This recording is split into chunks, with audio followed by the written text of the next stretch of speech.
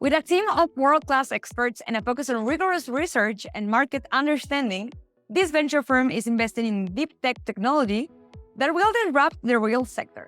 Welcome to Creative Ventures, and welcome to one more episode of Builder Nation. For today's agenda, we have Champ. I cannot pronounce your last name. Can you pronounce it for me, please? Suthipongchai. Thank you. Co-founder at the most innovative deep tech venture firm. So welcome, Champ. Thank you so much for being here. Thank you so much for taking the time. Yeah, thanks for having me as well, Lisa.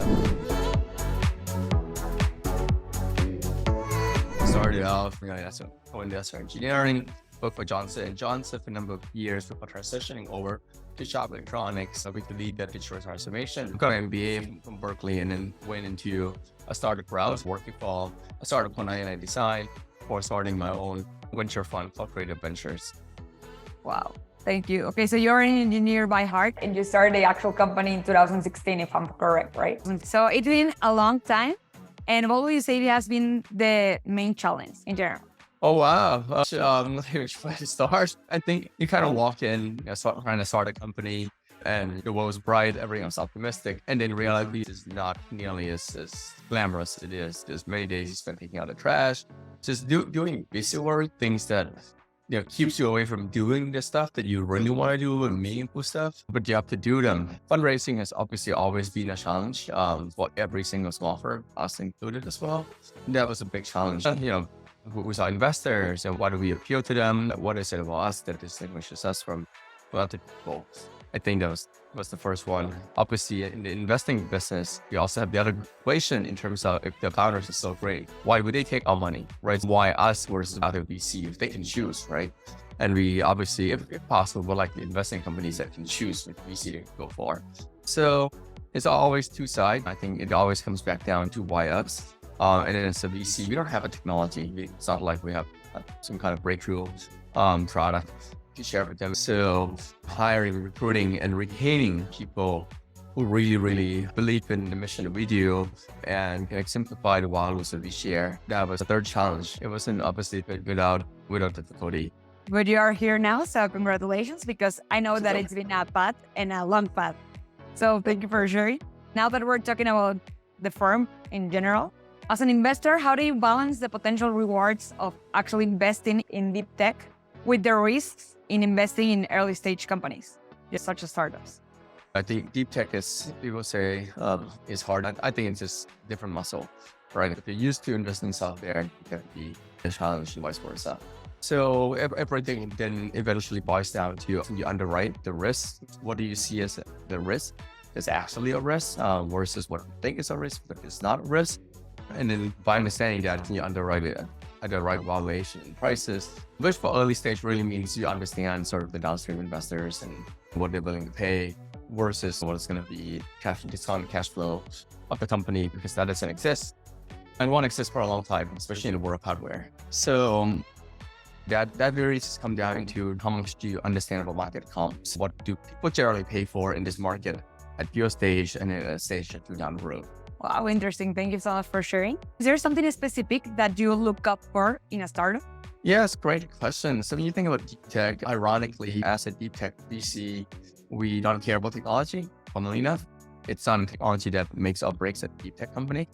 All of our companies are backed by 10, 15 years of researchers. All of us sit on the investment teams, all engineering training, some PhDs. All of us have master degrees in various disciplines, and yet we don't think that tech is the most important thing. It's not even like the thing you spend 20% of time looking at. It's all about the market. So if you think about bringing 10, 15 years of research into the market, you can't really pivot the solution, right? Breaking something, let's say basically decarbonize the technology. You gotta do carbon capture. You have technology around carbon capture. You're not gonna change from that into some kind of software company. We can't just do a hard pivot because the core tech is a core tech. It can do limited things. Because of that, what we want to understand is when they bring technology to market, is there actually an underlying market to actually buy the technology? Because if there isn't, all of the cases, if the market structure doesn't allow for the technology to be bought and utilized by and benefited, most importantly, by every stakeholders in the ecosystem, then the deep tech also fails as well. I mean, this is particularly true for construction, for hardware, where you have multi-stakeholders. Everyone has to benefit from bringing technology to the market. And this is something that a lot of founders tend to underlook. Is when you have to sell to 3 people, it is a lot harder than selling to 1 person, right? So in that respect, try to understand the market before the company even launches the product. It's a really interesting process. And now that you're mentioning it, I was looking through the website and I took a look at your portfolio, and you have tons of different companies that I think they're really interesting. I know that you guys recently welcomed 3Nano to your portfolio. So could you talk a little bit about it and the kind of companies that you have? Yeah, 3Nano was very interesting. What we see the potential is really the changes driven by regulation. The industry needs to shift from using energy efficient. It's called star rating. So star rating is anywhere, I think 1 to 7. We're at 1.4 overall on average as an industry standard. And the government is mandating that we move from 1.4 to 4.0. So can't really do that without putting in like triple pane, right? Triple pane window is very, very expensive. Installation costs a lot of money. It's actually a very laborious process. It's dangerous. So what 3Nano essentially is a coding technology. And instead of having to code the new window, you can actually code existing window. And instead of having to code the window from the outside, you can actually code the window from the inside. It's like putting a screen protector on your phone, right? And you change it from 1.4 to 4.0, and now you comply. Not only you complied, you save energy, the ROI is great. So everyone wins in this sense. And that's why we love about it. Have you guys only invested in US startups, and how difficult is it to find deep tech in other countries or continents? We've invested majority in North America, right? It's not something that we actively source. For UK is a bit different. We actively source in the UK. We typically invest in industries that are very global in nature. So we wouldn't invest into an Australian company trying to sell in Australia because we just don't know anything about Australian market, right? Generally, we'll invest into jurisdiction that's a little bit more well-known. But otherwise, if your company just happen to be headquartered in France, but you're selling to the US market or you're selling globally, it doesn't really matter for us technically where you're headquartered, as long as we understand who your customers are. Ultimately is what we care about. Interesting, thank you. And one of the last questions I wanted to ask you, what are the next steps for the company? Yeah, every couple of years, we have to raise a new fund. So this is the time of the year, the time of the decade. It's going to be interesting. We're raising our 3rd fund, 150 million. So doubling down on the exact same thesis, exact same stage, everything is the same. It's a challenging market, right? Obviously, we've been teetering on a recession for quite a while. Interest rate is low. People are looking at different products and different asset classes. VC is not as hot as it used to be a couple of years ago, but we remain hopeful. There's a lot of dry powder in the market. Things will come back. That's what we're about now. I wanted to ask you as well, like, how does the firm actually approaches the procurement process for sourcing cutting edge technologies to invest in? I mean, did you have any challenges when the pandemic came?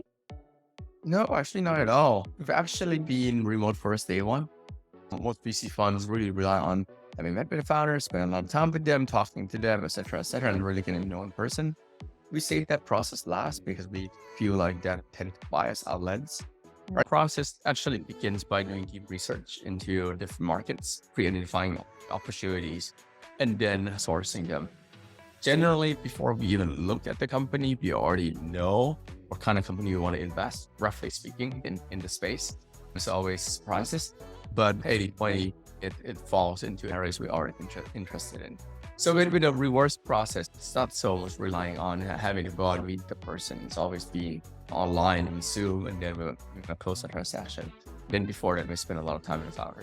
Definitely, it is an interesting process. Thank you for sharing that as well.